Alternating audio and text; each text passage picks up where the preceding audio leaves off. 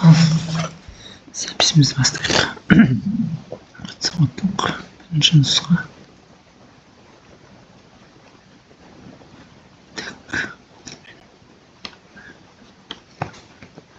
Шашының әр қабырғасын 25 пайызға артса, одан неше пайызға артады? Шашының қабырғасы А тең 200 деп алайық. Сонда одан оның S тең А квадрат. Сонда S тең болады 200-дің квадраты, ол тең 40 мың. Енді A1 дейік, яғни өзгерген шамасы. Сонда 200-ді 25 пайызға арттырамыз. Сонда ол 1,25-ге көбейтеміз. Сонда бізде болады 250. S-ті тапсақ, 250-дің квадраты, ол тең 250-дің квадраты бізде 625.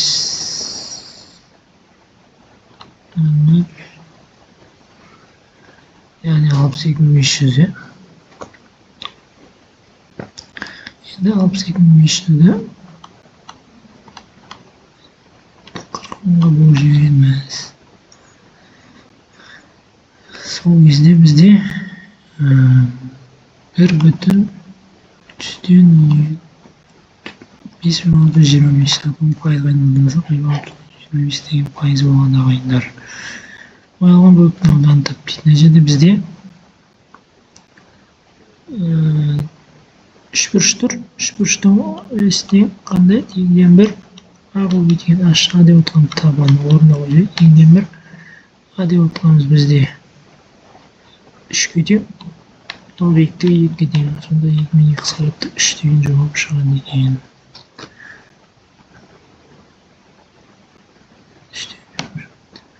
Үшінші есеп. Цифрлар қайталанбайтын 3-тен болсандар бастырылып 9 цифрынан басталатын неше сан бар дейді. Қайталанбайтын болса, онда бізде 3 таңбалы 937 973 9 цифрынан басталады. Неге сан бар? Тізбегінің арифметикалық ортасы 40 болса, x-дің орнының мәнді. Бесеуін қосамыз. Бесеуін қосқанда бізде 20 қосылған, x қосылған негелік шығады. Сонда оның арифметикалық ортасы 40 болса, сонда бұның бесеуін көбейтіндісі бізде 200-ге тең деген сөз. X қосылған негелік тең болады 180-ге жауапты. Қораптың барлығы 70 шар бар дейді. Қалғандары ақ пен қара түс бір жерде 9 шар болатын дейді. Қораптан ең аз дегенде қанша шар алыну қажет. Енді бізде мысалы қораптан 10 шар алсақ, 10 шардың 10 шар ақ пен қара болуы мүмкін. Қораптан бізде 20 шар алатын болсақ, бірдей түс шаршы керек қой бізде. 20 шардың 10-ы ақ пен қара болады. Ақ пен қара болады да 20 шар 3 түрлі шығуы мүмкін. Мысалға 5 ақ шар, 7 қызыл шар, 8 қызыл көк сары деген сияқты. Қызыл көк сары. Сондықтан ең азы бізде 9-9-дан есептейміз әрқайсысын. 9 қосу 9 бізде тең 27. Бұл жерде 10 шар өзі итак бар. 10. Бұл жерде яғни сонда 9-9-дан болды да біреуі қосқанда 10 шығады деген сөз. Сонда жауап 38 деген жауап белгілейміз. 10 өрнегінің мәні дейді. Түбір астында 10-ға қосамыз 15-ті. Түбір 25. Түбір 25-тен білеміз 5 шығады.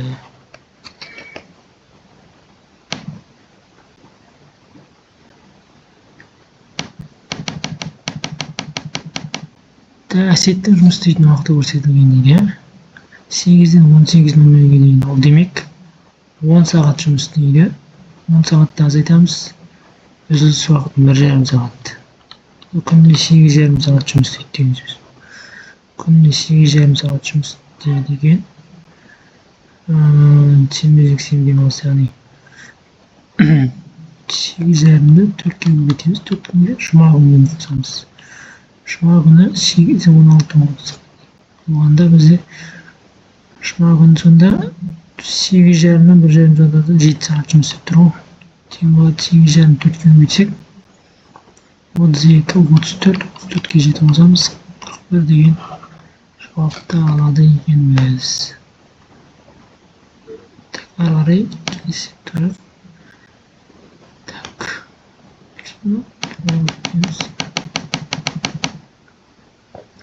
Үш санның қосындысы 27, олардың ең кіші қолданғы 30 болса, оларды сандарды тапты.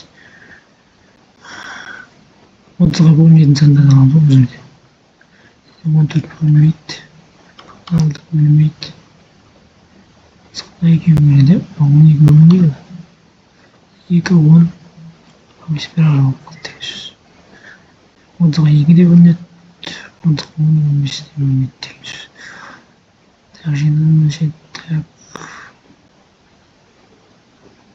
Ал 20 дейді. Ал 20%. 20-ны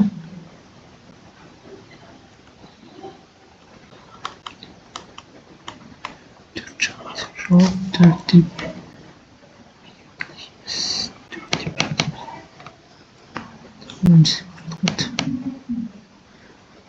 24 алу, 18 тағы күштің жатады. Оның шағадан енді.